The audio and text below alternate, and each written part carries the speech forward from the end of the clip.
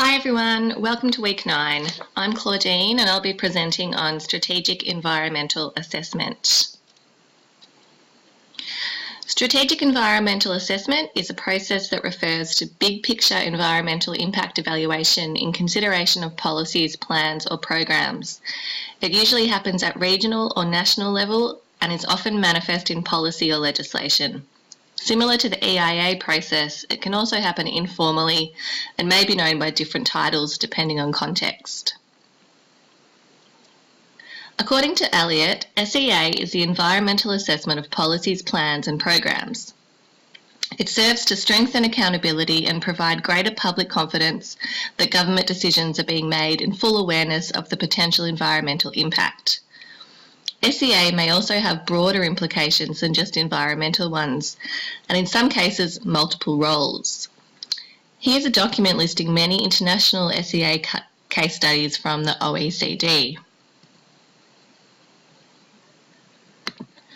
So this is the OECD document, and in the table of contents, we can see that there are many examples of SEA that include other elements like poverty reduction in Tanzania, for example.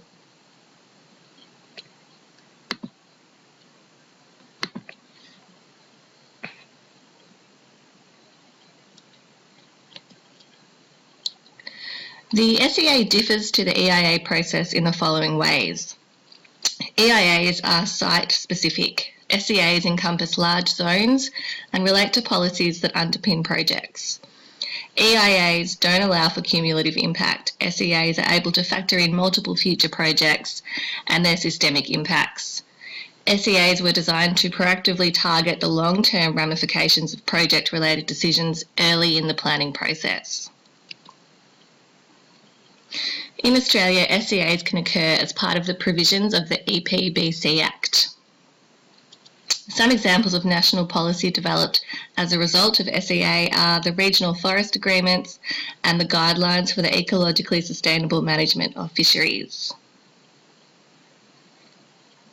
Whilst the expectation of SEA is often that it will influence strategic decision-making, several scholars have suggested that both the practice and the institutionalisation of SEA has simplified the complexity of strategic decision-making processes and even the interplay of power and politics in PPP decisions.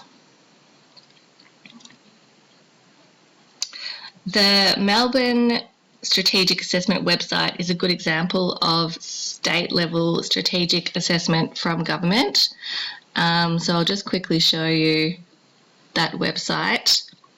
So we can see that there are several interconnected programs that have been brought about by the Melbourne Strategic Assessment.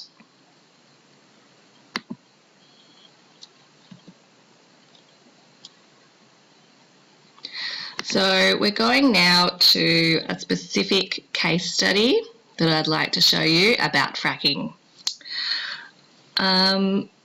Early in 2017, Victoria became the first Australian state to completely ban onshore unconventional gas extraction by hydraulic fracturing, or fracking. The parliamentary inquiry that preceded the legislation can be regarded as one successful iteration of the SEA process with democratic decision-making. So fracking is the slang term for hydraulic fracturing, a process used to extract unconventional gas onshore. Most of our gas is extracted offshore. This is called conventional gas. The types of gas available onshore are referred to as unconventional. Fracking involves injecting high-pressure liquids into rock fissures deep underground, fracturing the surrounding areas, allowing gas to rise to the surface or into a well. This diagram, taken from the Victorian Government Inquiry into Unconventional Gas report, gives us a good explanation of the difference between conventional and unconventional gas and where they're located naturally. Fracking is a contentious issue, mainly for the following reasons. Sites of unconventional gas can't always be accurately identified. A site may be suspected of containing gas, drilled and fracked, but then found to contain none or little. The process involves significant toxins, which are often left in the ground and have the potential to reach drinking water. US experience has shown that contaminated fluids continue to surface for 20 to 30 years after the wells have been abandoned, and cases in the US and Canada have linked human health issues with fracking. Large areas need to be cleared of vegetation for it to happen, and it requires a significant amount of water. So what does all this have to do with SEA? The process that led to the Victorian government legislation, which can't be overruled by national law at the moment as it stands, can be considered a large-scale strategic assessment conducted by the state of Victoria.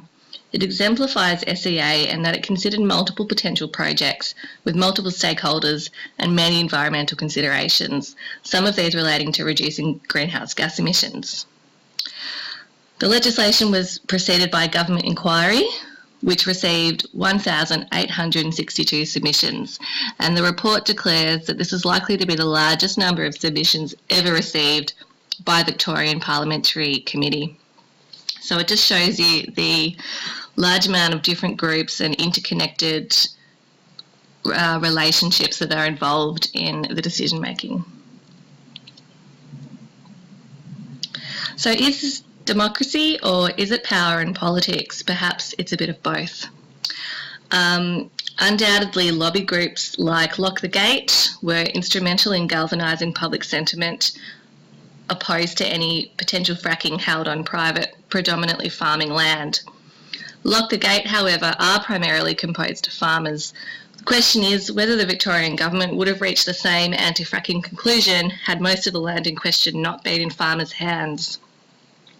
In any case, the final legislation demonstrates a link between planning for sustainability, power centres and democratic decision-making.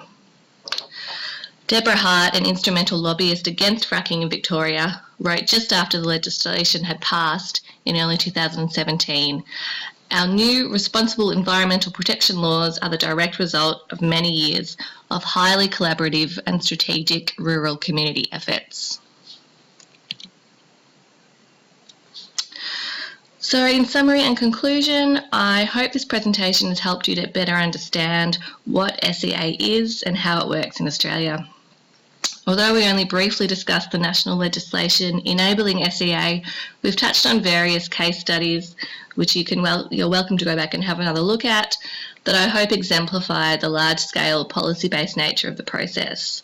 I also hope that examining the Victorian anti-fracking legislation, the potential for embedding sustainable practices into policy, hopefully via democratic decision-making, is there to see in SEA. Thanks, everyone.